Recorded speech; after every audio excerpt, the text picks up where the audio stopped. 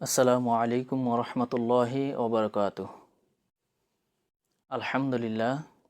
আলহামদুলিল্লাহি রব্বিল আলামিন ওয়াসসালাতু ওয়াসসালামু আলা সাইয়্যিদিল মুরসালিন ওয়া আলা আলিহি ওয়া আসহাবিহি আজমাইন।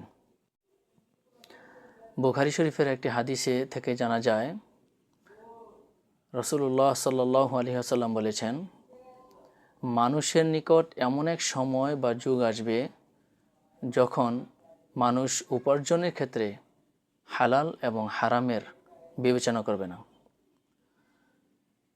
এই হাদিসটি যেন আমাদের জন্যই, এই সময়ের জন্যই প্রযোজ্য এমনটি মনে হচ্ছে। আমরা সবাই উপার্জন করছি, উপার্জন করার প্রতিযোগিতায় লিপ্ত হয়েছি। উপার্জন হারাম বিষয় নয়, অবশ্যই উপার্জন হালাল এবং উপার্জন হারামেরও পথ রয়েছে। এখন হালাল পথে উপার্জন করার যে রহমত, যে বরকত, হালাল পথে উপার্জনের যেই আল্লাহর পক্ষ থেকে সাহায্য, সে বিশ্বাস আমাদের কতজনের মধ্যে আছে? রাসূল সাল্লাল্লাহু আলাইহি ওয়াসাল্লাম অপর হাদিসে বলেছেন, যে ব্যক্তি সৎ পন্থায় সম্পদ উপার্জন করবে, রিজিক অর্জন করবে, তার রিজিকে বরকত দেওয়া হয়। তাহলে সম্পদ হালাল পথে অর্জন করলে সম্পদে উপার্জনে বরকত দেন আল্লাহ তাআলা। আর আমরা এই উপার্জনটাকে এমন প্রতিযোগিতায় লিপ্ত করেছি যে আমরা যেন বেশি সম্পদ অর্জন করতে পারলেই আমাদের জন্য সফলতা। আসলে কম সম্পদের মধ্যেও আল্লাহ তাআলা আমাদের বরকতের মাধ্যমে আমাদের প্রয়োজন পূরণ করে দিতে পারেন।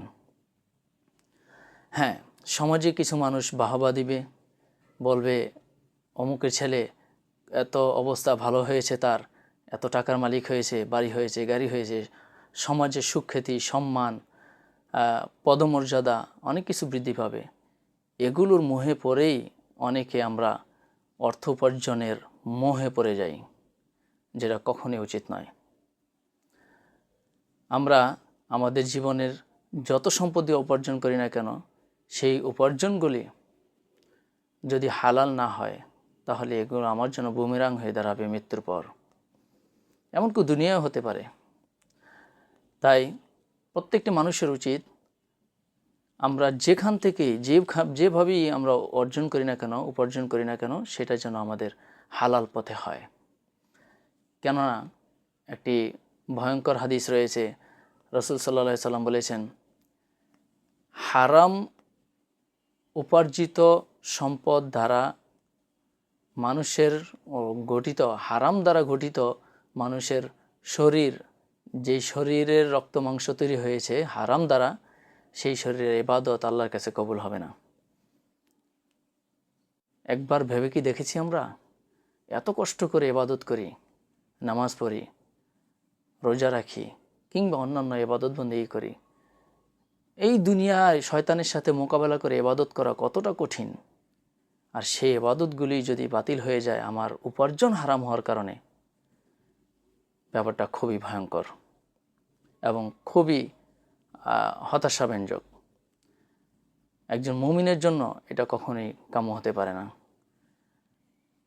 সম্মানিত দর্শক শ্রোতা, আসুন আমরা আমাদের উপার্জন করার ক্ষেত্রে যেভাবে আল্লাহ এবং আল্লাহ রসুল সাল্লাল্লাহু আলাইহি ওয়াসাল্লাম নির্দেশনা দিয়েছেন হালাল পথে উপার্জন করার জন্য, সেই পথটাকে বেছে নেই। দুনিয়ার চাকচিক্যে, অর্থের প্রতিযোগিতায় নিজেকে না জড়িয়ে বরঞ্চ আল্লাহর উপর তাওয়াক্কুল করে ভরসা রেখে আমাদের সাধ্য অনুযায়ী আমরা চেষ্টা করি।